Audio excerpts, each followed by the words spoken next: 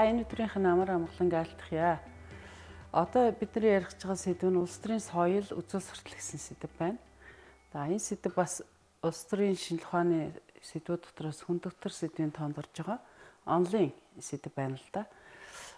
Ер нь улс төрийн соёл түүний агуулгад үзэл суртал бас томоохон байр суурийг эзэлдэг байна. Улс төрийн соёл гэж юу вэ? Улс төрийн соёлыг ярихын тулд ер нь улс төр гэж юу, соёл гэж юу гэдэг ойлголтуудаа бас бодох хэрэгтэй. Улс төр бол одоо нийт олонний үйл хэрэгт хяналт тавин зохицуулах зорилготой нийгмийг зохион байгуулах, удирдан чиглүүлэх үйл ажиллагааг нийлбэр зохицохыг хэлж байна. Соёл гэдэг бол маш өргөн хүрээтэй ойлголт. Ер нь нэг талаас хүний бүтээл, нөгөө талаас хүнийг өөрийн бүтээдэг. Соёл бол одоо шалгарсан үнэт зүйлсийн тогтолцоо. Тэгэхээр энэ одоо ерөнхий ойлголтуудынхаа дундаас бид нар улс төрийн соёл гэж юу вэ гэдэг зүйлийг гарч ирж байна.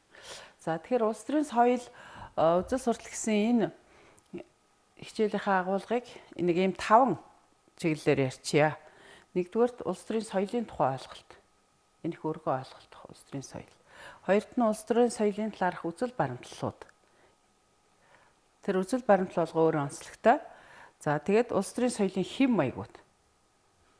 Ямар одоо 3 үндсэн хэм маягийг онцолж яриад байгаа шүү дээ.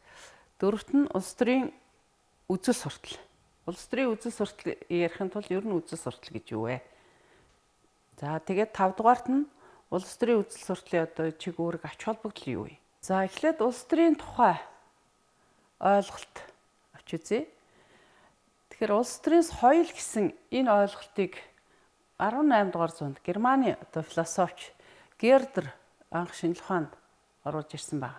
Гэхдээ тэр үед улс төрийн шинжилгээ ухаан бие дааж хөгжөөгүй байсан учраас зүгээр тэр үгийг л хэрэглэсэн болохоос яг шинжилгээ ухааны тодорхойлтыг бол харах өгөөгүй байна. Тэгвэл Америкийн улс төр судлаач Алемонд улс орнуудын улс төрийн соёлыг харьцуул судлаад иргэний соёл гэдэг алдартай зохиол бичсэн байна. Энэ иргэний соёл гэдэг зохиолд одоо 1963 онд 20 дугаар зуунд байна шүү дээ. Улс төрийн соёлын тухай анхны ийм шинжилгээ ухааны тодорхойлтыг өгсөн оновчтой тодорхойлт. Улс төрийн соёл бол улс төрийн тогтолцоо оршин тогтнох арга юм аа. Өөрөөр хэлэх юм бол улс төрийн соёл нь ямар байна? Улс төрийн тогтолцоо нь тийм байна. Улс төрийн тогтолцоо нь ямар байна? Бас одоо улс төрийн соёл бол тэрийгэ дагаад ингээд өөрчлөгдчихдөг. Улс төрийн тогтолцооны болоод түүний бүрдэл хэсгүүдийн харилцаанд дах улс төрийн өвөрмөц чиг баримжаа баримтлал юм а гэж анхны тодорхойлдог гэсэн байна. Тэгэхээр улс төрийн соёл гэдэг чинь бол тэр улс төрийн тогтолцооны бүрдэл хэсгүүд гэхээр юу? Нөгөө улс төрийн харилцааны гол субъектууд шүү дээ. Төр, улс төрийн нам, сонирхлын бүлгүүд, тэдгээрийн хооронд одоо харилцаанд ямар чиг барна? Улс төрийн намын одоо улс төрийн соёл ямар байх юм? Хувь хүмүүсийн улс төрийн соёл ямар чиг баримжаа баримтлал ямар байх вэ гэдэг бол илэрхийлж байгаа. За тэгэхээр улс төрийн соёл гэдэг бол ер нь улс төрийн өвөрмөц чиг баримжаа юм аа. Тэгээд тэр дотор нь бол бас нэг энэ чиг баримжаа болохын хувьд улс төрийн соёлыг ийм 3 төвшөнд хүрээнд бол авч утсан байна. Танин мэдхүйн чиг баримжаа гэж. Тэгэхээр энэ танин мэдхүйн чиг баримжаа гэж юугаа хэлж яах вэ гэхээр ер нь улс төр гэж юу вэ? Улс төрд бид нар яагаад оролцох ёстой юм? Улс төрийн одоо тэр мөн чанар, үүрэг, ач холбогдол, зорилго энэ талаарх хүмүүсийн мэдлэг боловсрол ямар байна? Өнөөдөр бол одоо манай иргэдийн улс төрийн мэдлэг боловсрол ямар байна? Янз бүр байна л да. Дунд сургуулийн нийгмийн ухааны ахлахангууд яагаад энэ улс төр судлалын шинжилгээ ухааны хичээл энэ үндсэн ойлголтуудыг, үзэл баримтлалуудыг та нар судлуулад байгаа вэ гэхээр бас нэг юм тань мэдхүйн чиг баримжаа улс төрийн соёлд суралцах тэр хэрэгцээс гарч ирж байгаа. Улс төр гэж юу вэ? Улс төрийн нам гэж юу вэ? Улс төрийн сонгуул гэж юу вэ гэдэг талаар тодорхой ойлголттой болсон хүн бол бас идэх оролцоо өөр байна шүү дээ. Тэр талаар ямар ч ойлголтгүй юм бол тэр улс төр одоо хамаагүй төрийн 7 огт нь боож хөөгчээр гээд ингээд явж байгаа жишээтэй. Тэгвэл зан авирын чиг баримжаа гэдэг энэ хэсэгт гол нь юу гэхээр улс төрийн сэтгэл зүйтэй холбоотой, улс төрийн мэдрэмжтэй холбоотой зүйлүүд байна. Өөрөөр хэлэх юм бол энд бол нэг оюун санааны талын зүйлүүд голж ирсэн бол энд бол тэр сэтгэл зүйн талын зүйлүүд. Тэгэхээр улс төрийн сэтгэл зүй гэдэг бол бас одоо чухал улс төр мэдрэмжтэй хандах асуудал. За тэгвэл үнэлэмжит чиг баримжаа гэдэг нь одоо үнэлэмж хүн болгон бас өөрийн гэсэн нэг үзэл бодол, итгэл үнэмшил улс төр хэрэгтэй хэрэггүй ч юм уу, үзэл суртал хэрэгтэй хэрэггүй, улс төрийн соёл чухал биш гэдэг нэг үнэлэмж чиг баримжаагаа бас авахд улс төрийн соёл бол чухал байна. За улс төрийн соёлын талаарх үзэл баримтлалууд олон байгаа. Энд хоёр үзэл баримтлалыг нөлөө бүхий түгээмэлд харгасан үзэл баримтлалууд гэж хэлж болно. Тэгэхээр Альмонд Верба гэдэг энэ Америкийн улс төр судлаачид хамтарч судалгаанууд хийж байгаа.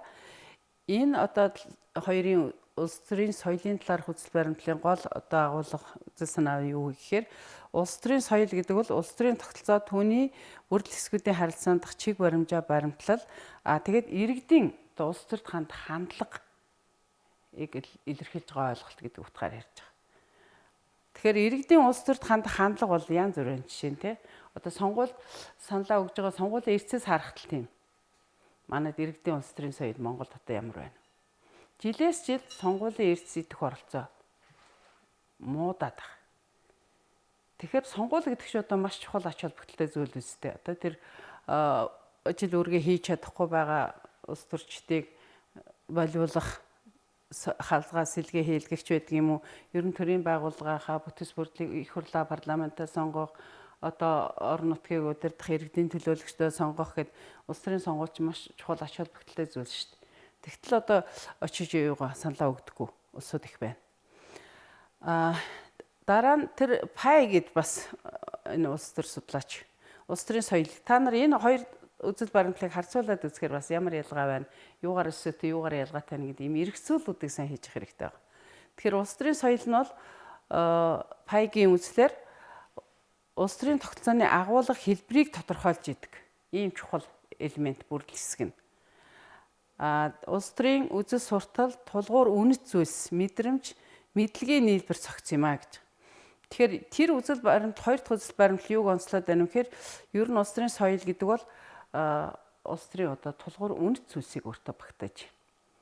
Тэр тулгуур үнэт зүйлсэд нь юу орж байгаа юм гэхээр улс төрийн мэдлэг, улс төрийн ухамсар, улс төрийн ёс зүй, улс төрийн бодлого, тэр улс төрийн дэглэм гэдэг тийм олон зүйлүүд бол багтааж орж ирж байгаа.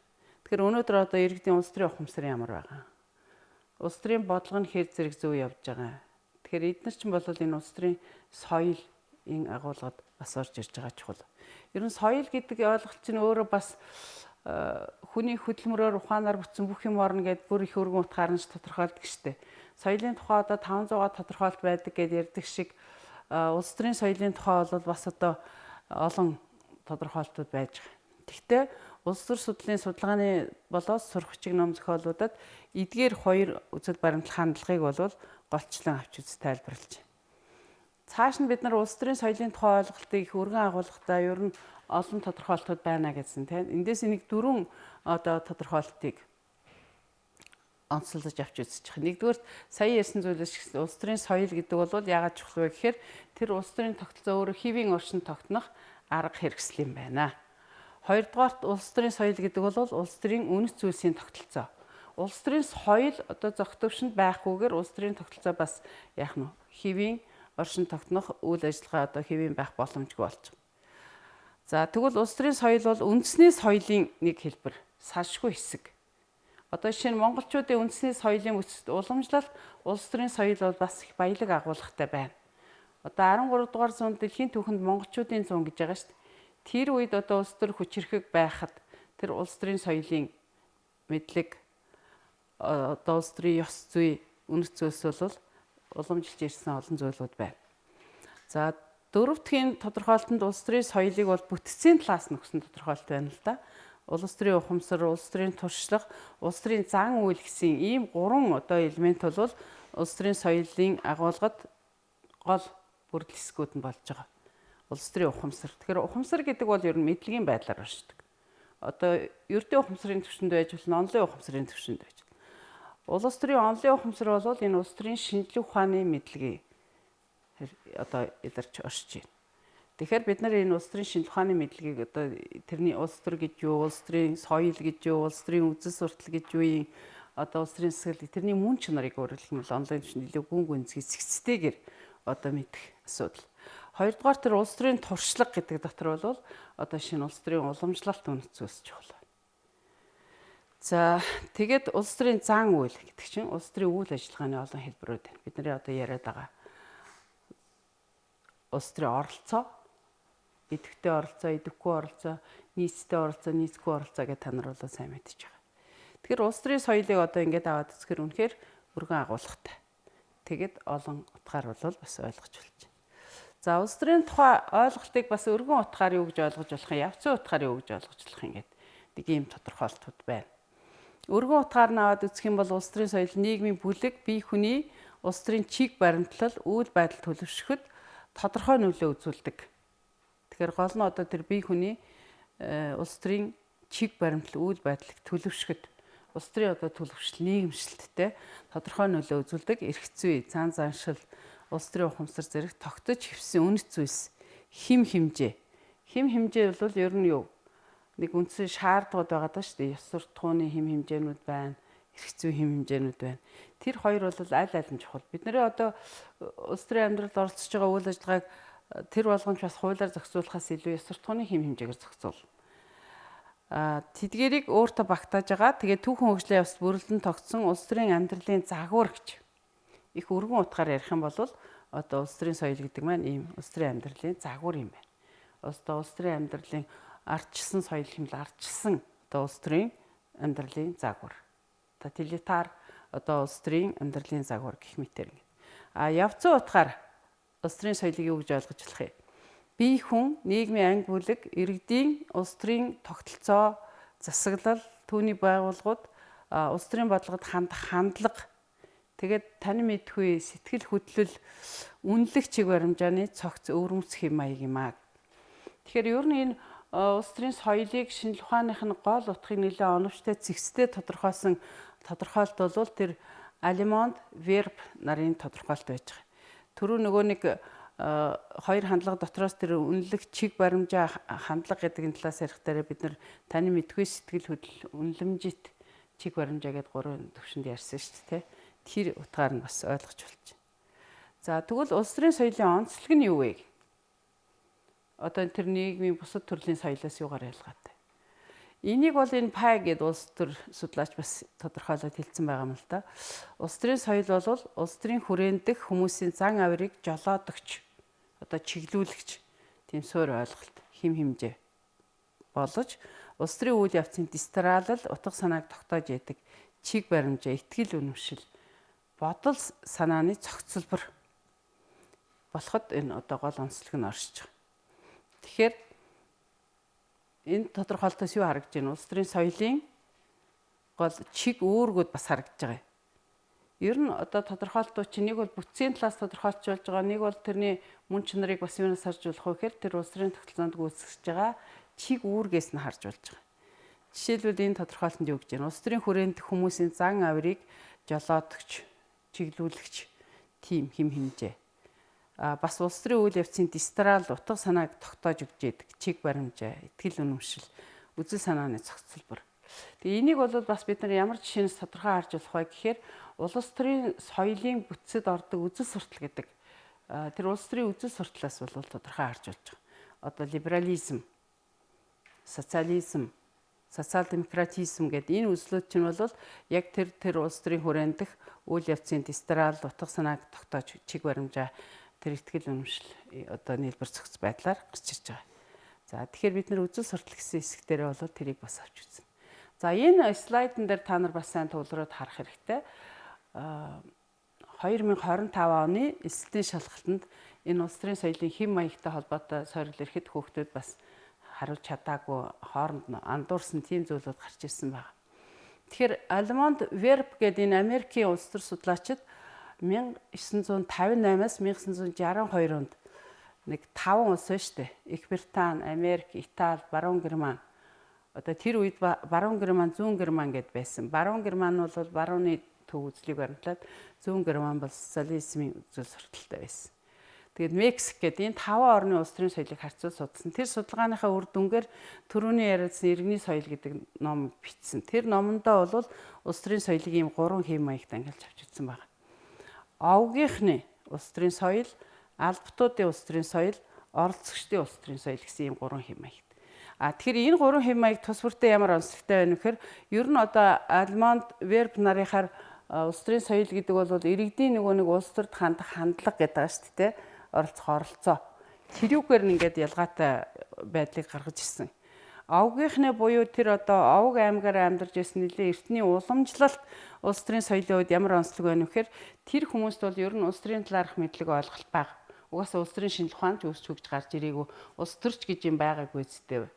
Одоо эрх зүй улс төр үүсээг байх чинь хүмүүсийн харилцааг овг аймгийн харилцааг ёс суртахуунаар л зохицуулж исэн. Тэгэхээр тэр хүмүүс бол улс төрд нэх оролцохгүй улс төрд оролцоо багтай ийм соёлыг хилээд байна. Одоо бол манай ч гэсэн бас тодорхой зарим анги хөлөг хүмүүсийн хувьд ийм л улс төрийг ер сонирхгүй оролцохгүй тэ сонгуул саналаа өгөхгүй тэр янз бүрийн одоо жигсаа цуглаан сонирн биш. Тэр одоо их хурл ямар шийдвэр гаргаж байгаа, засгийн газар ямар шийдвэр гаргаж байгаа тэд нар ёор тоохгүй ингэ явж байгаа. За тэгвэл албатуудын улс төрийн соёл гэхээр ямар онцлогтой вэ?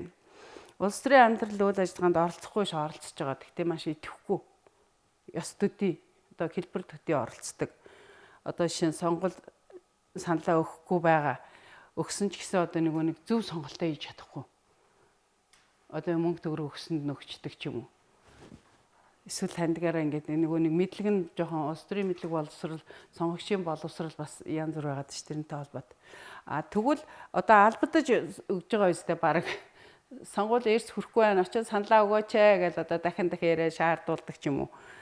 Тэгвэл оролцогчдын улс төрийн соёл бол улс төрийн талаар нэлээд тодорхой зэгцтэй мэдлэг боловсралтай улс төрийн амьдрал үйл ажиллагаанд идэвхтэй одоо нийцтэй оролцож байгаа. Тэр хандлагыг илэрхийлж байгаа. Тэгэхээр ер нь бол ийм гурван үндсэн хэм маяг байна. Түүхэн хэм маяг. Эдгээр бол дангаараа бас нэг байхгүй. Орчин үед бол холимог хэлбэрээр байна. Жишээ нь өнөөдөр Монголын одоо улс төрийн соёл ямар хэм маягтай вэ гэвэл холимог байгаа. Одоо энэ төрлийн ч хүмүүс байна, энэ төрлийнхэн ч хүмүүс байна те. Тэгэхээр зэрэг бас тийм холимог. За тэгвэл улс төрийн соёл одоо улс төрийн тогтолцоонд ер нь улс төрийн амьдралд, нийгмийн амьдралд ямар үндсэн чиг үүрэг гүйцэтгэдэг вэ гэд бас янз янзын ангиллууд байна. Энд нэг 5 одоо чиг үүргийг онцлсон.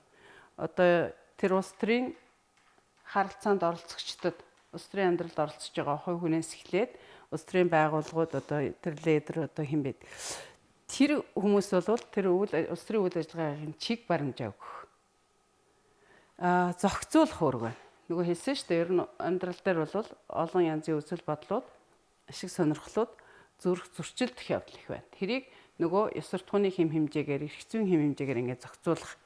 Жишээлбэл одоо манай төрийн албан хаагчийн ёс зүйн хууль гэдээ бүр батллаа шүү дээ. Одоо ёс суртахуунаар зохицуулагдахгүй болохоор хуулиар бас ингэж хамтар зохицуулах. За нийгэмшүүлэх буюу хүмүүжүүлэх үүрэг бас чухал байна. Иргэдийн тэр улс төрийн нийгэмшилт, улс төрийн хүмүүжил бас их чухал байна. За тэгээд нэгтгэх тэр нэг одоо улс төрийн соёлоор, тэр нэг ихтгэл үнэмшлэр, тэр нэг улс төрийн үзэл сурталаар одоо нийгмийн нэгдлийг хангах. Энэ бол бас чухал. За тэгээ мэдээлэл харилцааны үүрэг бол орчин үед бас их чухал байна. За эстэй шалгалтын дээр энэ соёлын, улс төрийн соёлын хэм маягтай холбоотой хувилбар дээр ийм сорил ирсэн байна. Альмонд Верб нарын боловсруулсан улс төрийн соёлын хэм маягууд аль нь вэ? Аль нь вэ? Си. Одоо дөнгөж сая ярьсан учраас та нар бол маш сайн мэд. Гэтэл одоо эстэй шалгалтын дээр сандардаг юм уу яадаг ингээд ихэнх нь буруу хариулсан. За тэгвэл үзэл суртал гэж юу вэ? Үзэл суртал бол нийгэм, улс төрийн бүлэг, нам, хувь хүн үйл ажиллагаандаа баримтлах үзэл санаа, зарчмууд тэр үнэт зүйлсийн тогтолцоо гэдээ ойлгож байна. Одоо өнөөдөр бол үзэл суртал хэрэгтэй хэрэггүй гэж ярьж байна. Хэрэгтэй юу хэрэггүй юу? Хэрэгтэй байх ёстой зүйл. Тэгээд яагаад гэдгийг бол бид нар бас ойлгох хэрэгтэй. Одоо социализмын үед л үзэл суртал өвчтөөс одоо ямар нэгэн үзэл суртал хэрэггүй юм шиг ярьж байгаа улсууд бол бас улс төрийн мэдлэг боловсрол соёл бол сайн төлөвшөөгүй байгаатай холбоотой. Тэгэхээр энэ идеолог үзэл суртал гэдэг ч юм бол бүхий л одоо улс төрийн амьдрал үйл ажиллагаа харилцаатай шууд холбогдож байгаа. Улс төрийн философи, улс төрийн социолог, за тэгээд одоо улс төрийн шинжлэх ухаан гэдэг энэ үзэл суртал гэдэг зүйлийг бас судалж байгаа шинжлэх ухааны олон салбарууд бол байна. Тэгэхээр үзэл суртал гэдэг юмны агуулгад юу орж ийн вэ? үзэл санаа, зарчим, үнэт зүйлсийн тогтолцоо. Одоо бидний хамгийн сайн мэдж байгаа үзэл суртал юу юм? Өнөөдөр Монголын нийгэмд ямар үзэл сурталтай өмгөөлж байгаа? Социализм уу, либерализм уу? Тэгэхээр орчсон нийгэмд бол одоо либерализм үзэл суртал нэлээд хүчтэй яригдчих байгаа. Яагаад гэхээр тэнд одоо ярьж байгаа гол үзэл санаа бол юу? Хувь хүний эрх хэрэгчлөө дээдлэх. Одоо зах зээлийн эдийн засаг чөлөө төрсөлдөөнийг дэмжих, тэ? Зарчмууд нь одоо тэр байна шүү дээ. Хүний эрх хэрэгчлөө, тэгш байдал, төрийн одоо үүрэг оролцоо хязгаарлах юм. За тэгээд одоо ардчлалын үнэт зүйлсүүд чинь тэнд дотор ороод ирж байгаа шүү дээ. Нөгөө олон ургалч үзэл, парламентт ёс гол одоо арчсан тэр либерал үзэл баримтлалын үнэт зүйлс. За үзэл суртал гэж юу вэ? Улс төрийн үзэл суртал гэж юу юм? Энэ улс төрийн үзэл суртал нь өөрөө улс төрийн амьдралд хэрхэн нөлөөлж гин үү? Улс төрийн үзэл суртал гүйцэтгэх чиг үүрэг ач холбогдол нь юу вэ гэд энэ сэдвтэй холбоотой юм олон асуудлууд бид нар бас тодорхой зэгцтэй ойлголт хариулттай байх хэрэгтэй. Манай Монголын өнөөгийн улс төрд ер нь үзэл суртал хэрэгтэй юу? Хэрэгтэй бол одоо ямар үзэл суртал хэрэгтэй вэ? Би өөрөө ямар үзэл сурталыг дэмжих үү ч юм уу, баримтлах ч юм уу? Тэр нь яагаад гээд гих мэтээ одоо ийм сонголтоо одоо зөв хийхэд энэ сэдвийг цаатар судлаж ойлгох явдал бол чухал байна. За энэ үзэл суртал гэдэг нэр томьёог анх Францын философч Траси гэдэг хүн улс төрийн философийн асуудлууд гэдэг бүтээлдээ бол анх хэрэгэлсэн байна. Тэгэхдээ бас энэ одоо 18 дугаар зуунд бол улс төрийн шинжлэх ухаан бас бие дааж төдийлөн сайн сэгсэрч гарч ирээгүй байсан учраас зөвхөн тэр нэр томьёог бол шинжлэх ухааны эргэлтэнд оруулж ирсэн байна. За энэ олон асуултууд дээр та нар бас өөрөөсөө хариулж үзэх хэрэгтэй байна. За тэгвэл одоо улс төрийн үзэл суртал гэж юу вэ? Улс төрийн үзэл суртал гэдгийг бид нар юу гэж ойлгох вэ? За бас одоо өргөн агуулгатай олон утгаар олон талаас нь тодорхойлж болно. За жишээлбэл нийгмийн тодорхой бүлгийн өвөрмөц онцгой ашиг сонирхлыг илэрхийлсэн, хамгаалсан тийм үзэл санаа, үзэл баримтлалуудын нийлбэр зохицыг хэлж байна. Жишээлбэл одоо либерализм гэдэг бол тэр нэг тодорхой бүлэг байж шít. Хувь хүний эрх ашиг сонирхлыг илэрхийлж хамгаалж байгаа. Тэрүүгээр одоо нэгдсэн тэр үзэл баримтлал. Жишээлбэл тэр либерализмын үзэл баримтлалыг одоо онлын хувьд боловсруулсан хүмүүсээс нэрлэл гэвэл та нар ямар хүмүүсийг нэрлэх? Одоо бидний өмнөх сэдвээр яриадсан Джон Лок либерализмыг үндэслэгч. За тэр Томас Гоббс байна. За орчин үед бол одоо хин Джон Роулс гэдэг энэ либерал үзэл сурталыг одоо их дэлгэрүүлж байгаа олон төлөөлөгчд байна. За тэгэхээр ер нь энэ улс төрийн үзэл сурталын онцлог нь юу вэ? Энийг бас бодож үзэх хэрэгтэй. Хамгийн гол нь улс төрийн үзэл сурталын онцлог бол их сайн системчлэгдсэн, эмхлэгдэж цэгцэрсэн байна. Тэр одоо шинж. Энэ шинж нь бол үзэл сурталыг бүрдүүлэгч хэсгүүдийн зохион байгуулалт хоорондын холбоо хамаарал нэгдлийг бол илэрхийлж байгаа. Тэгвэл тэр улс төрийн үзэл сурталыг одоо бүрдүүлж байгаа бүрдэл хэсгүүд нь юу юм? Бүрдүүлэгч хэсгүүд нь. Тэр улс төрийн үзэл санаа, улс төрийн үзэл баримтлал, онол, улс төрийн онол. Үзэл суртал болгон өөрийн онолтой. Одоо либертар онол гэдэг социалист одоо онолч байдаг юм. Тэгээд тэр үйл ажиллагааны үнэлэмж, зорилго, удирдамж гэдэг улс төрийн үзэл суртал гэдэг юм бол агуулгын хувьд дотор энэ олон зүйлүүдийг бүрдлийг хэсгүүдээс бүрдэж байгаа. За улс төрийн үзэл сурталыг тайлбарлах хоёр үндсэн хандлага байна. Нэгдүг нь бол улс төрийн үзэл суртал гэдэг бол улс төрийн одоо тогтсон үзэл баримтлал. Онол гэдэг тэр талаас нь авч үзэж байна. Жишээлбэл юу гэж байна? Улс төрийн үзэл суртал бол хэсэг бүлгийн ашиг сонирхлын үүднээс улс төрийн ахуй бодит байдлыг тусгасан үзэл санаа, үзэл баримтлалуудын нийлбэр зохицсон. Социал-демократ үзэл баримтлал, социалист үзэл баримтлал одоо ямар ялгаатай байдаг вэ? За хоёр дахь хандлага нь бол улс төрийн үзэл суртал гэдэг бол улс төрийн үнэт зүйл гэдэг тэр одоо талаас мөн чанарыг нь гол нь тайлбарлаж байгаа. Тэгэхээр улс төрийн үзэл суртал бол тухайн нийгмийн улс төрийн дэглэмийн легитим шинжийг нь баталгаажуулдаг тэр үнэт зүйлсийн тогтолцоо. Тэгээд ер нь улс төрийн үзэл сурталын нэг гол одоо ач холбогдол үнэт зүйл гэдэг илэрхийлж байгаа зүйл бол тухайн улс үндэстний ив нэгдлийг хангах арга хэрэгсэл болж байгаа. Тэр талаас нь бол онцлж авч үзэж байна. Тэгэхээр бид нар улс төрийн үзэл суртал гэдгийг бас ийм хоёр хандлагаар хоёр одоо үндсэн утгаар бас ойлгож болж байна. Хоёр талаас. Нэг талаас улс төрийн үзэл суртал гэдэг бол улс төрийн тогтсон үзэл баримтлал юм байна. Нөгөө талаас бас улс төрийн үнэт зүйл юм байна гэд ингэж ойлгож байна. За тэгээ улс төрийн үнэт зүйл гэдгийг бол бид нар түрүүн бас тайлбарсан тий. Тэр улс төрийн үнэт зүйл гэдэг чинь ер нь улс төрийн амьдрал үйл ажиллагаа өөрийн хэвийн оршин тогтноход заашгүй чухал байгаа зүйлүүд шүү дээ. Тэгээд тэрний нэг тодорхой жишээ нь улс төрийн соёл, тэр улс төрийн соёлын өөрийнх нь бас бүрдэл хэсэг болоод байгаа энэ улс төрийн үзэл суртал байгаа. За тэгэхээр улс төрийн үзэл суртал бол тодорхой бүлгийн ашиг сонирхлыг илэрхийлж байгаа тэр улс төрийн одоо үнэт зүйлсийн тогтолцоо. Улс төрийн үзэл суртал яагаад их хүчтэй байдг вэ гэхээр хувь хүнд хандхаас илүүтэй олон түмэнд ханддаг. За жишээлбэл яаж юм? Улс төрийн намууд бол олон нийтийг өөртөө татах, дайчлах, энэ зохион байгуулалтанд ороод нэгтгэх хэрэгцээ шаардлагаар аль нэг үзэл сурталыг хүлээн зөвшөөрөөд тэгээд тэр үзэл баримталтаа өөр мөрийн хөтөлбөртөө одоо ингээд тусгаад тэрийгэ дагаж хэрэгжүүлж байгаа. Өнөөдөр жишээлбэл Монголд байгаа улс төрийн намуудаас одоо Монгол Ардын нам бол ямар улс төрийн үзэл сурталыг баримталдаг вэ? Социал демократийн үзэл баримтлалыг баримталж, улс төрийн үзэл сурталыг баримталж байна.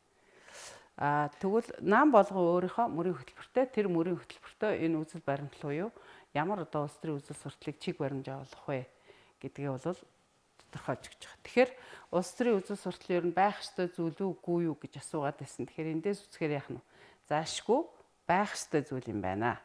Яагаад тэгэхээр одоо өнөөдөр орчсон нийгэмд олон намын тогтолцоо улс төрийн намууд л одоо энэ төр засгийг бүрдүүлж байгаа шүү дээ. За дараа нь та нар бас нэг анхаарлаа хандуулаад сайн цэгцтэйгээр ойлгох асуудал бол одоо улс төрийн үзэл сурталын үндсийн хэм маягууд тус бүртээ ямар онцлогтой юм бэ гэдэг агуулгын сайн үзэх хэрэгтэй.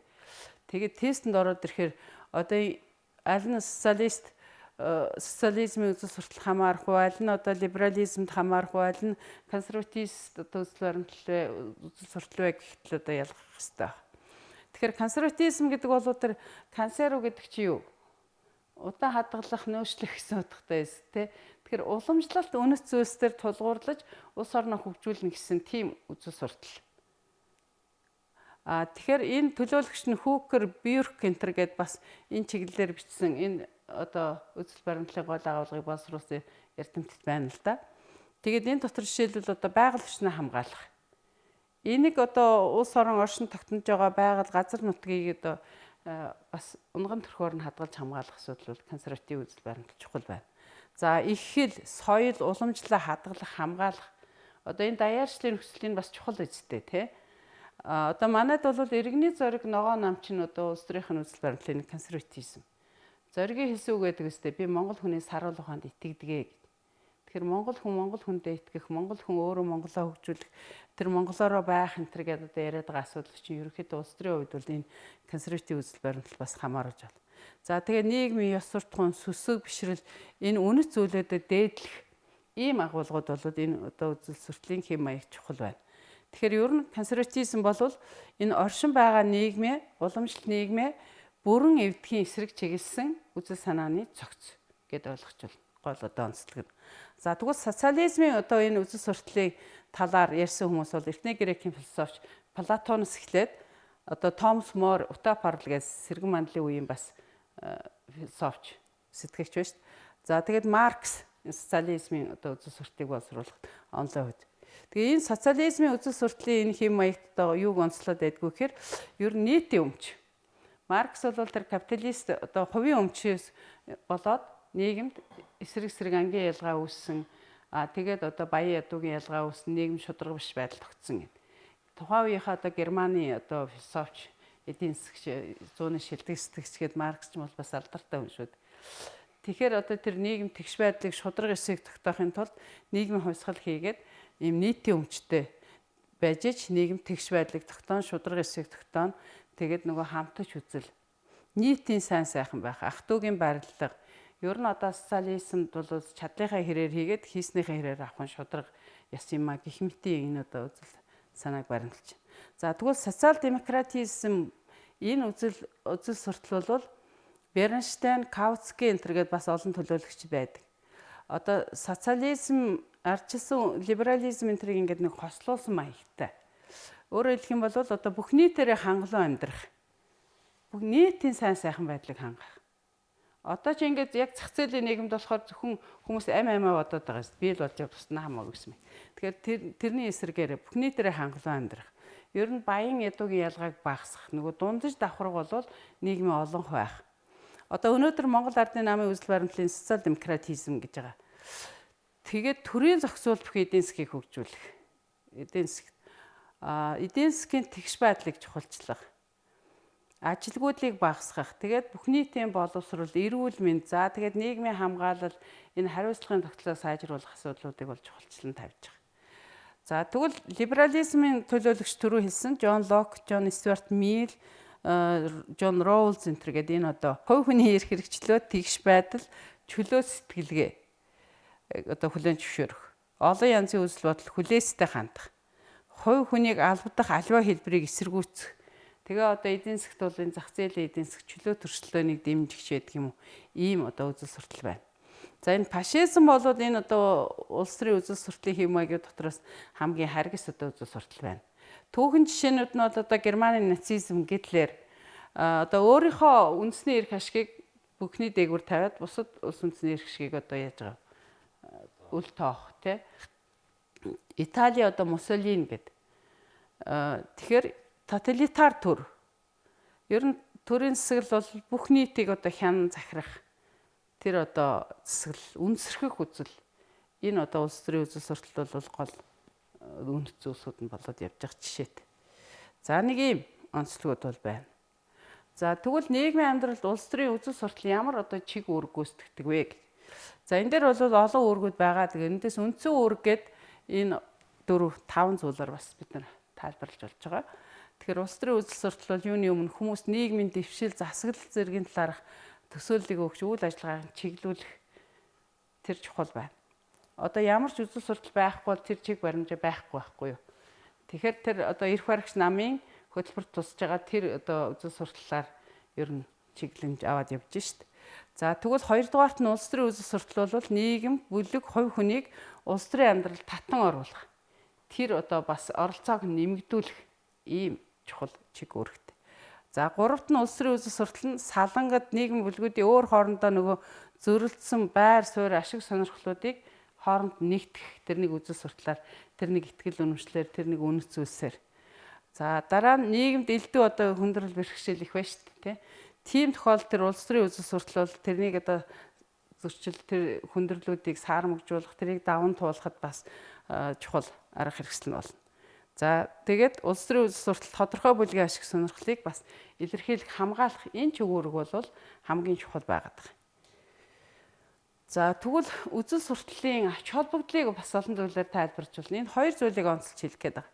Нэгдүгээрт нь улс төрийн үзэл суртал бол нийгэмдх эмх замбраагүй байдлыг зэгцлэх, нийгэм тэр эмх сэгтийг журмыг тогтоох, нийгмийн эв нэгдлийг хангах, нийгмийн амьдралыг одоо тогтворжуулах, одоо тогтвортой хөгжил гэж хэрж шít. Улс төрийн талаар тогтвортой байж иж бас эдийн засгийн тогтвортой байдал хангагдана. Хүний хөгжил, нийгмийн хөгжил бол хангагдана. Тэрэнд энэ улс төрийн үзэл суртал гэдэг бол чухал байна. Хоёрдугаарт улс төрийн үзэл сурталын ач холбогдлыг бид нар юугаар тайлбарж болох юм хэрэг улс төрийн үзэл суртал гэдэг чинь бас нэг утга нь ертөнцийг үүсгэх үзэл. Тэгэхээр ертөнцийг үүсгэх үзлийнхаа хувьд улс төрийн нам одоо хэсэг бүлгийн үзэл бодол баримтал төдийгүй ер нь иргэдийнхаа тэр ертөнцийг үүсгэх үзэл улс төрийн соёл ухамсарыг төлөвшүүлэхэд маш чухал ач холбогдолтой. Тэгэхээр бид нар үзэл сурталыг бол одоо үгүйсэх боломжгүй. Энэ ач холбогдлуудыг харин илүү сайн ойлгож өөрөө харин ямар одоо үзэл сурталыг энэ олон намууд байна шүү дээ өнөөдөр аль намд одоо эсвэх тэр үзэл сурталын ихлэ чиг баримжааг нь бас зөв сонголтоо хийх хэрэгтэй. Тэгээгүй сайдгүй нэг намаас гараад нэг нам руу ороод одоо ингэж яваад байдаг улсууд байна. За тэгээд төгсгөлтөнд дүгнэлт гэдэг нэг хоёр өгүүлбэр хэлжээ. Ер нь улс төрийн соёл гэж юу, улс төрийн үзэл суртал гэж юу вэ? Тэгэхээр улс төрийн соёл бол улс төрийн тогтолцооны чухал элемент юм аа.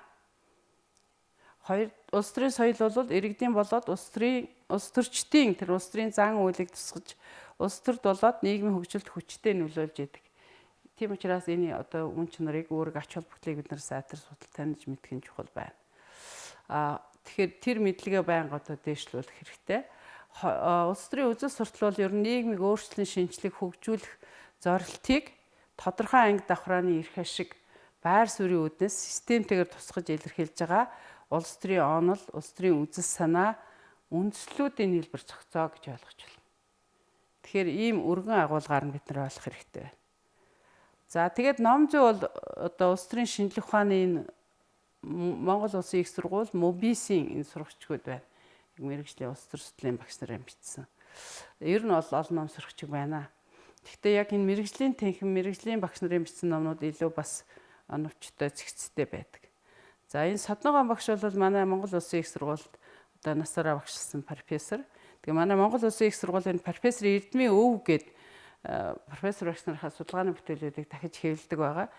Жишээлбэл Содногоон багшийн улс төрийн соёл түүний Монгол дахь төлөвшлийн асуудал гэдэг ном одоо биднэрт олдохгүй байгаа байхгүй. Тэгэнгүүт энэ профессорын хувьд 20 онд ингээд хэвлэлсэн. Одоо энэ Мөсийн номын сан, бусад номын сан, номын худалдааны энтерт бол байна. Их сургуулийн номын дэлгүүр энтерт. Энэ улс төрийн шинжлэх ухааны нэвтрэхэд тойл гээд олон хүмүүс хамтарч бичсэн 20 онд хэвлэгдсэн. Энэ бас улс төрийн шинжлэх ухааны сэдвүүдэд та нар гүнзгийрүүлж, өргөжүүлж ойлгоход бас чухал гарын авлага байна. Энэ удаагийн дугаартаа улс төрийн соёл, үзэл суртал гэсэн улс төрийн шинжлэх ухааны 2 үндсэн ойлголтыг онлайн талаас нь тайлбарлаж ярьлаа. Тэгээд бүгдэнд нь амжилт хүсье.